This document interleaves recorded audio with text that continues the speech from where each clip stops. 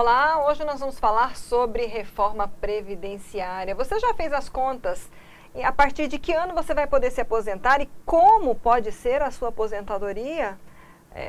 Esse assunto é muito complexo, é amplo, mas nós vamos tentar delimitar aqui em algumas situações, e a nossa convidada de hoje é a advogada Elaine Freire, que é especialista em direito previdenciário, direito do consumidor também. Elaine, obrigada por estar aqui conosco.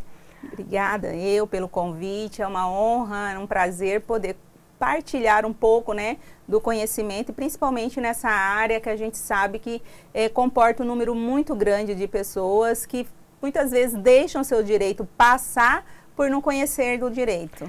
Bom, vamos assim, para a gente tentar ser didático, primeiro falar um pouquinho da reforma previdenciária, né?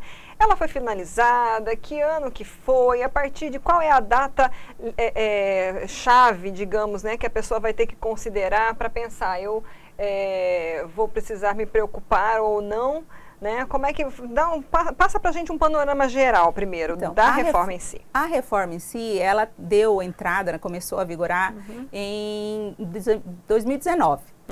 13/11/2019. Então, as pessoas que contribuíram, que já estavam no INSS até essa data, ou que já tinham os requisitos de idade e tempo de contribuição até essa data, elas teriam direito garantido e poderiam se aposentar com a regra antiga. As pessoas que ainda não tinham direito garantido, ou as pessoas que passaram a contribuir após essa data, aí é outra regra.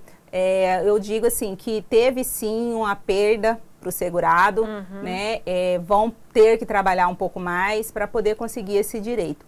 As mudanças que foram bem relevantes foi a questão da idade, que para a mulher passou a 62 e com o tempo mínimo de carência de 15, que continuou antiga, e para o homem continuou 65, mas aumentou o tempo de carência, que passou para 20. Então essa é a regra. Antes da reforma existia a aposentadoria por contribuição.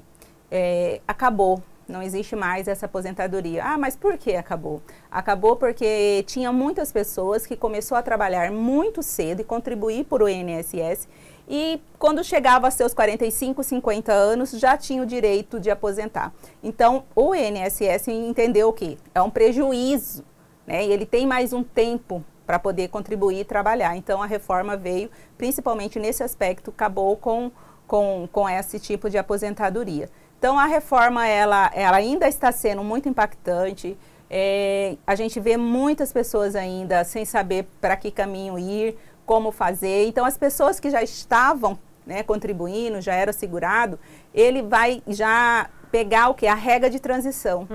Existem as regras de transições para essas pessoas. Então, quando chegar o momento de aposentar, cada pessoa tem que ver qual a melhor regra para que ela não perca.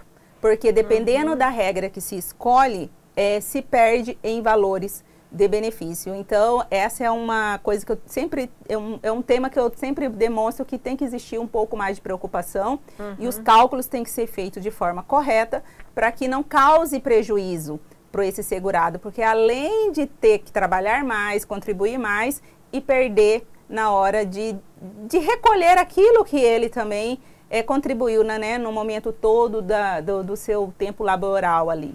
Então, a reforma, ela é ampla, a questão das regras, elas têm que ser averiguadas, e os direitos adquiridos, a gente tem que fazer valer para poder garantir a aposentadoria com a reforma, com as regras antigas. Então, essas foram basicamente algumas das mudanças que teve.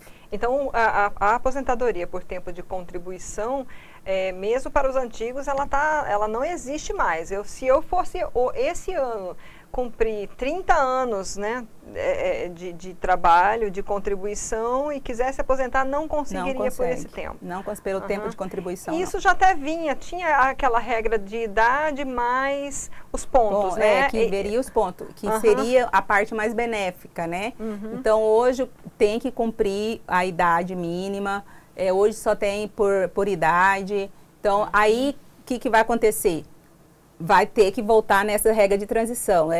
Aí que vem os pontos também, que também passou a ser uma regra de transição.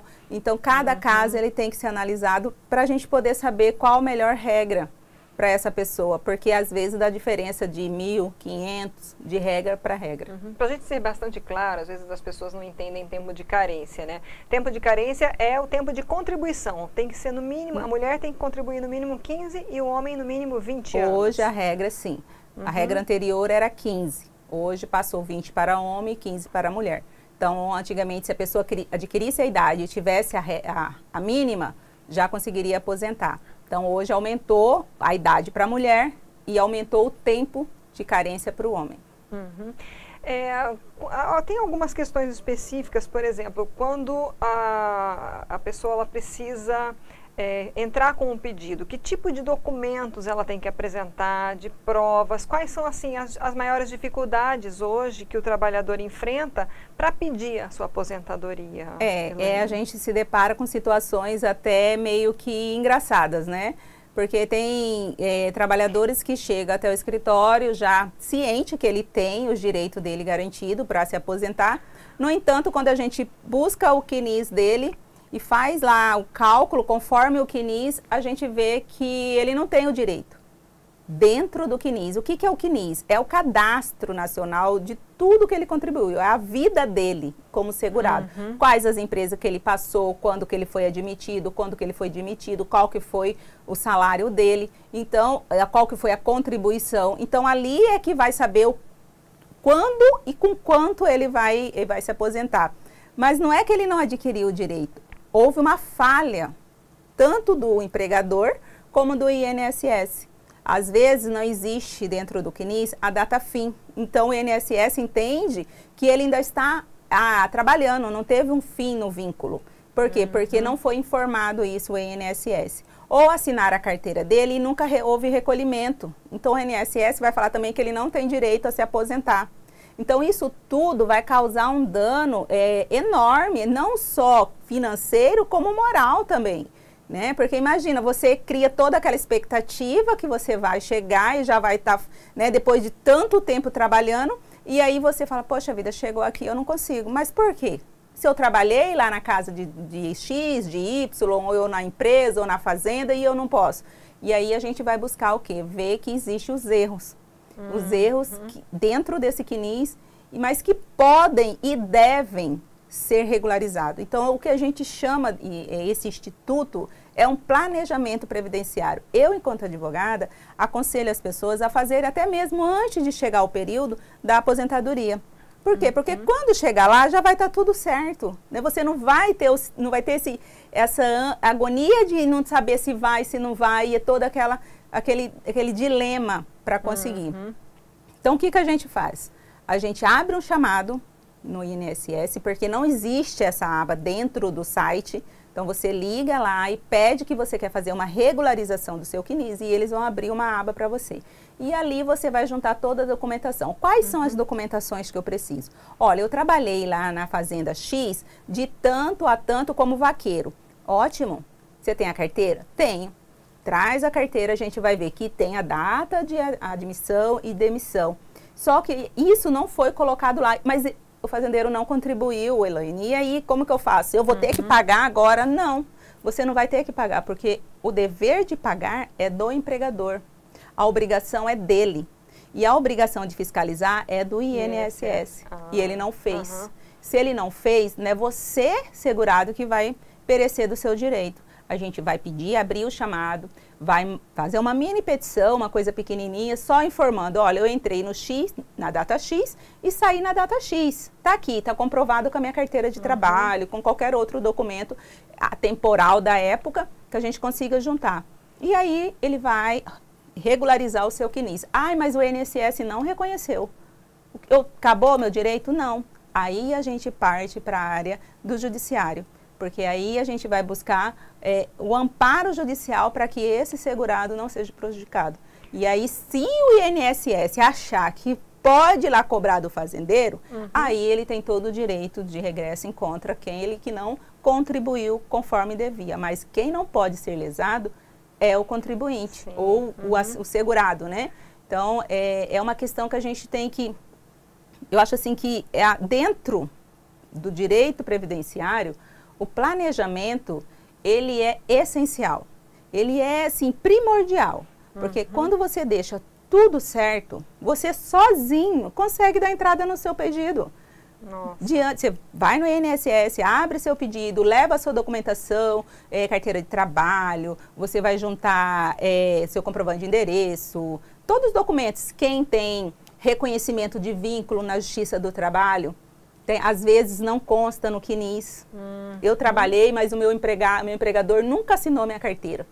E eu entrei com uma ação trabalhista para reconhecer esse vínculo. Foi reconhecido, mas não foi inserido lá na minha ficha, né? Então, isso também tem que ser colocado quando se faz o planejamento previdenciário. Então, tudo isso a gente vai averiguar nesse estudo minucioso que a gente faz de tudo, desde o início do primeiro dia do trabalho dele até o fim do trabalho dele. Então, ali a gente consegue colocar coisas e aumentar valores de forma significativa. Pessoas que, assim, não teriam direito hoje, e aí com o planejamento previdenciário a gente já visualiza que ele já tinha o direito até adquirido lá atrás. Nossa. Então, já pensou? Você conseguir ainda o seu direito ainda de forma retroativa, né? Que beleza, que ótimo. Então, é uma questão, assim, eu sempre oriento os clientes a fazerem isso. Existe alguma idade, digamos, ideal para iniciar o planejamento previdenciário? Eu acredito assim, a partir do momento que você já tem uma vida laboral, né, já mais intensa, e você vê que você falta o quê? 5 anos, 4 anos para você conseguir o seu direito, né, para você garantir o seu direito, eu acho que já é viável você fazer. Né, porque aí você já regulariza tudo, já fica tudo certo. E também tem a questão de você já saber prospectar um valor que você vai receber, porque o que acontece muito, né? Eu peguei um cliente uma vez, um senhor, que ele falou, mas eu contribuí uns 2 anos pagando além do salário mínimo. Só que quando ele recebeu um salário mínimo. Então, no planejamento previdenciário, a gente consegue visualizar, olha, se você contribuir um pouco mais, por mais 6 meses, você vai ter um aumento significativo. Olha, não adianta mais você contribuir nem 10 anos a mais, porque o valor vai ser o mesmo. Então, assim, tem gente que perde dinheiro tentando achar que ele vai ter um aumento significativo no valor final e não vai ter. E tem gente que deixa de contribuir um pouco mais para poder, e sem saber que ele pode, o lucro que ele vai ter disso vai ser rentável, né? Vai ser favorável. Então, também no planejamento previdenciário a gente consegue visualizar e demonstrar isso diante de números mesmo, que aí o segurado fala, não, eu opto por isso, eu opto por aquilo, fica mais fácil para ele conseguir visualizar qual caminho ele vai seguir. Compensa, por exemplo, contribuir o teto máximo o tempo todo? Eu não sei se isso se alguém consegue isso, porque às vezes não se consegue numa vida inteira, numa carreira, né? Mas vale a pena contribuir no teto máximo? Se consegue hoje aposentar pelo com 100%? Teto máximo, com 100% não vai conseguir. Não vai mais. Com as novas regras não existe nada que dê 100% de aposentadoria. Não vai dar. Então, assim, veio para piorar essa reforma, né? É bem complicado mesmo. Né? E outra, assim, uma questão que a gente tem muito dentro do escritório, não só no escritório, mas que a gente recebe várias perguntas, né, relacionadas a isso, é que se a pessoa nunca contribuiu, se ele pode aposentar. Ou então tem uma pessoa que recebe alguma coisa do INSS e ele caracteriza aquilo como aposentadoria. Então, assim, é que a gente deixe bem claro, se você não contribui, você não aposenta. Não é aposentadoria. Não é aposentadoria, não é a mesma regra da aposentadoria. Você recebe um benefício, né? Esse benefício, ele pode ser cortado a qualquer tempo, diferente da aposentadoria, né? Então, o trabalhador rural, ele pode se aposentar sem contribuir. Por quê? Porque ele sempre trabalhou na terra, na roça, lá com a sua família, para sua própria subsistência. Então, isso não caracteriza que ele é um grande fazendeiro. Então, nesse caso, ele comprova, a reforma não mudou, não mudou, ele continua para comprovar os 15 anos de carência, né, dentro dessa economia familiar. Mas como que eu consigo provar isso? Eu sempre trabalhei aqui, né, nesse pedacinho, planto, vendo um pouquinho ali no sindicato, na associação, tiro um leite, vendo, mas é só para isso. Mas eu não tenho nada, o que eu posso provar? Existem vários documentos que você pode provar.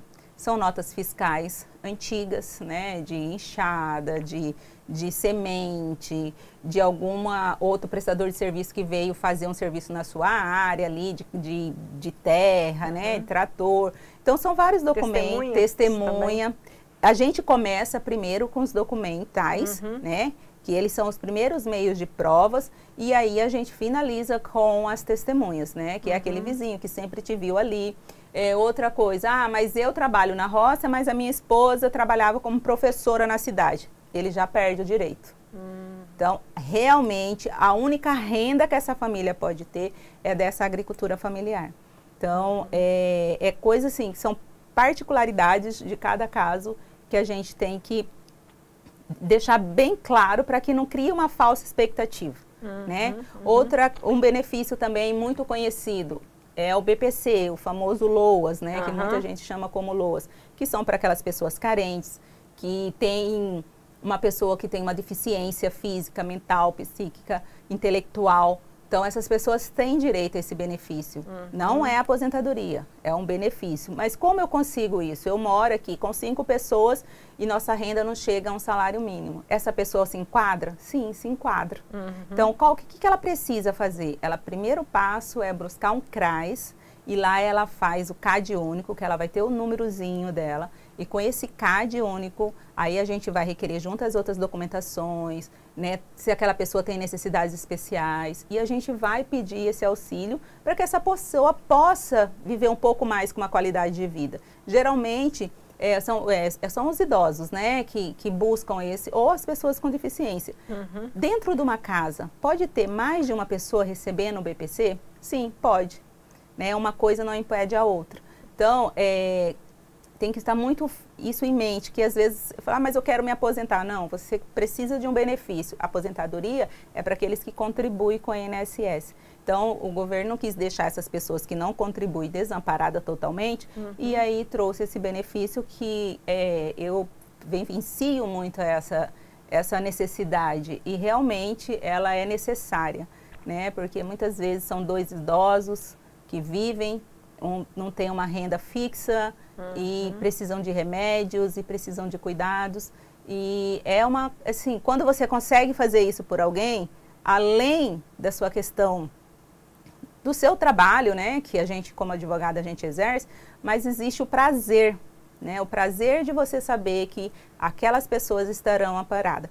E aí tem os cuidados, né, tem que ser o recadastramento dentro do CRAS, para poder comprovar que sua renda continua a mesma. Então, são todo um rito que tem que ser feito, mas que é de grande valia e ajuda muito mesmo. Então, assim, a reforma, ela é uma coisa polêmica ainda, né? Muito polêmica, existe muitos,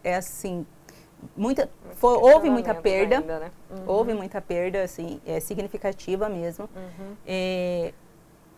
Precisa-se ter uma atenção maior para essa sua vida laboral, né? Ver se está tudo certo. Cada um preocupar antes, sim, né? Cada um pode ir no meu INSS, que é um site, né? E se cadastrar, quem não é cadastrado, vai gerar uma senha. Por ali você tem todas as informações que você precisa. Por ali você vai fazer todos os pedidos que você precisa. Mas, doutor, eu não quero pedir direto para o INSS. Eu posso ir direto para a Justiça? Não, não pode. Era justamente a próxima pergunta que eu queria te fazer, porque assim, a gente sabe que na prática se exige que você primeiro busque administrativamente, né, as informações, faça uma tentativa junto ao INSS, e o que a gente ouve muito é que o INSS nega tudo, e aí você tem que entrar na justiça, né? Como é que é isso? Quanto tempo leva para você? Eu sei que depende muito da complexidade de cada caso, mas como é que é na prática essa questão? Então, infelizmente, é uma prática, para mim, aposta, né, bem já, porque assim, o acesso à justiça, ela não deve ser tolhida, né? Enfim, porém, mas essa é a regra. Primeiro se busca administrativamente e caso negativo que a gente vai para o judiciário. O INSS realmente tem demorado muito para responder. Então, assim, o prazo de 45 dias não se tem. Então, Então, assim, o que a gente faz diante de tudo isso? Quando o prazo está muito exagerado, a gente busca o judiciário para falar, olha, INSS, você tem que manifestar ali, né? Porque você está causando um prejuízo para essa pessoa. E aí é assim que acontece, né? Sendo que então, se eu pudesse ir na justiça primeiro, será que não diminuiria meu tempo de espera? Mas se a gente fizer esse caminho da justiça primeiro, eles vão indeferir e a gente vai ter que voltar para lá. Então, o meio para poder fazer com que isso ande é o mandado de segurança junto à Justiça Federal para que obrigue o INSS a dar aquilo que foi pedido, né? O análise... Se não houver uma resposta em tempo hábil. Então, isso seria uma forma de, né?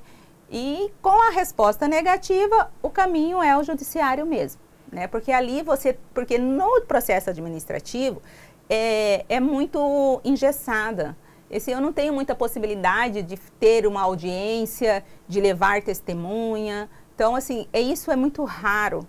E na justiça não, é o rito, né? Esse é o rito, é provas documentais, provas testemunhais. Então, ali, por isso que se consegue mais na justiça do que administrativamente, porque a gente tem uma amplitude maior, né? Então, o primeiro passo é buscar de forma administrativa para que você tenha ou deferido ou negado, em caso de indeferimento, buscar o judiciário, acaso até quando deferido, mas se você não concorda com aquele valor do tempo, que você tem um cálculo que julga que ser maior e houve o erro, também pode ser. Então, existe esses entraves aí, mas que a gente vem buscando fazer da melhor forma hoje, né? A OAB também já tem uma parceria com a INSS, que é onde o advogado pode se cadastrar e aí fazer pelo seu próprio portal, vamos dizer assim, que antes a gente só poderia fazer pelo próprio INSS do segurado, né? Que aí teria que te passar a senha, toda essa questão. Mas hoje a gente já está começando a caminhar, né, de uma forma mais, para ser um caminho administrativo mais independente também, né? Então, é uma coisa que vem avançando, a advocacia na área previdenciária vem avançando, temos muitos colegas aptos a estar tramitando nessa seara. Então, assim, se eu pudesse dar um conselho, o conselho que eu daria é: não espere. Não espere. Mesmo que você entenda que está tudo certo, procure saber. Informação. Procure saber, porque você já vai saber qual que é a sua possibilidade de renda no final, ou o que você pode fazer, como que você pode agir. E isso aí eu acho que vai fazer com que você ganhe tempo no final.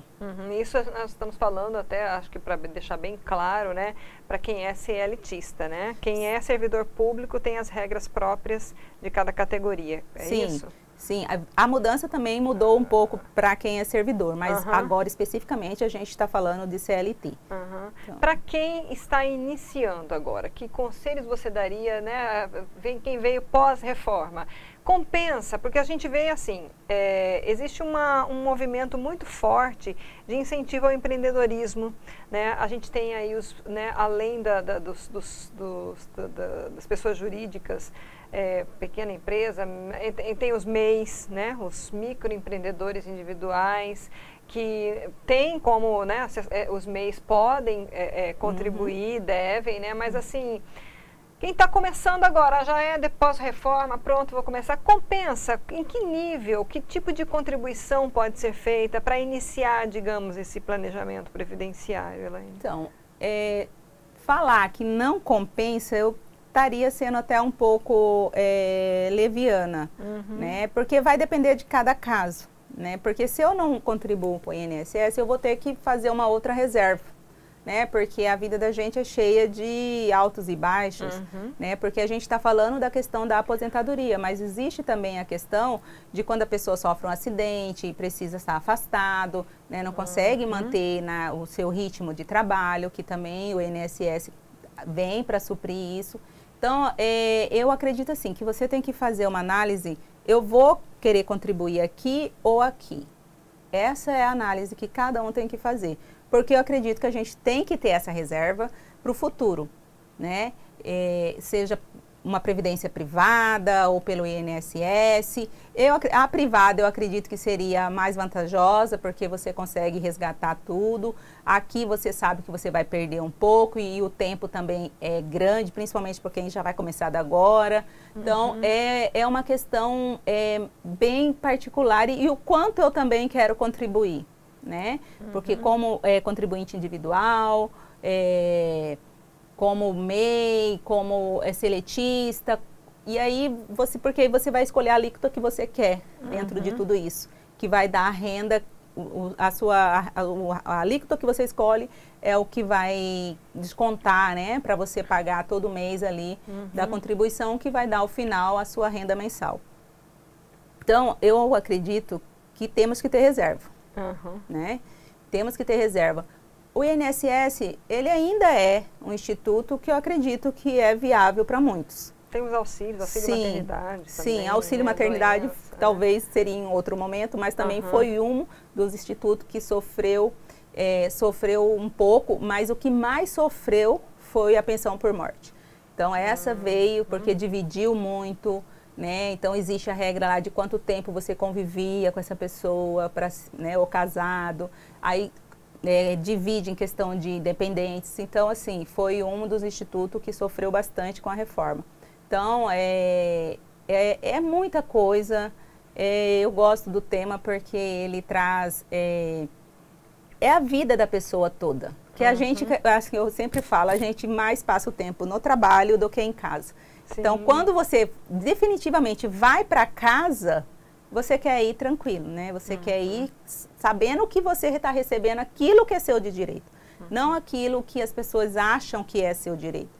Mas porque a sensação de você se sentir lesado é enorme. É uma sensação até de injustiça, né? Injustiça, porque você contribuiu tanto para o país, né? Você contribuiu tanto com o seu trabalho, com a sua dedicação. E quando você se vê no direito de ir para casa, né? Para descansar, para poder recuperar um pouco do que você deixou, porque a gente sabe que durante nossa vida laboral a gente tem muitas perdas, perda de saúde, de convívio familiar, e quando você volta para casa, você quer poder dormir tranquilo de que, olha, eu prestei um serviço e hoje eu estou recebendo por aquilo que eu fiz. Porque a maioria que a gente recebe fala, poxa, o que eu recebo não dá para pagar o meu remédio.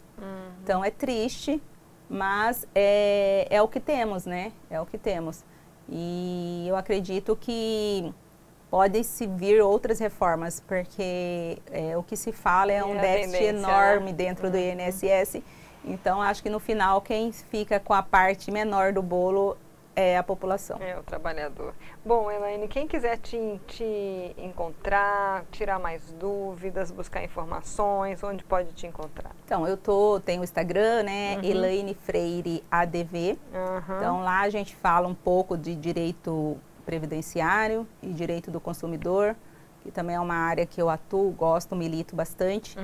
E no telefone 9651-2981 e a gente tá para poder ajudar, esclarecer, tirar dúvidas e caminhar para um mundo melhor, né? Diante de tantas coisas que vivemos, hoje estar assim é uma vitória, né? Porque antes não podíamos nem sair de casa. Com então certeza. É uma alegria imensa. Tá joia, muito obrigada pelas suas informações. Obrigada a vocês, foi um prazer.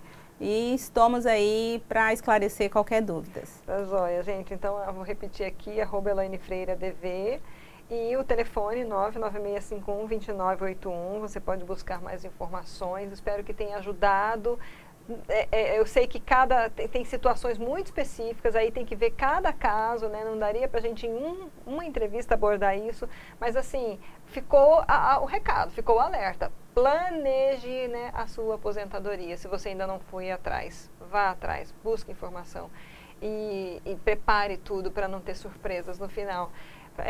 Essa entrevista ela fica disponível no nosso canal do YouTube e no destaque do RDTV, lá no site RD News. Curta e compartilhe. Obrigada pela audiência, até a próxima.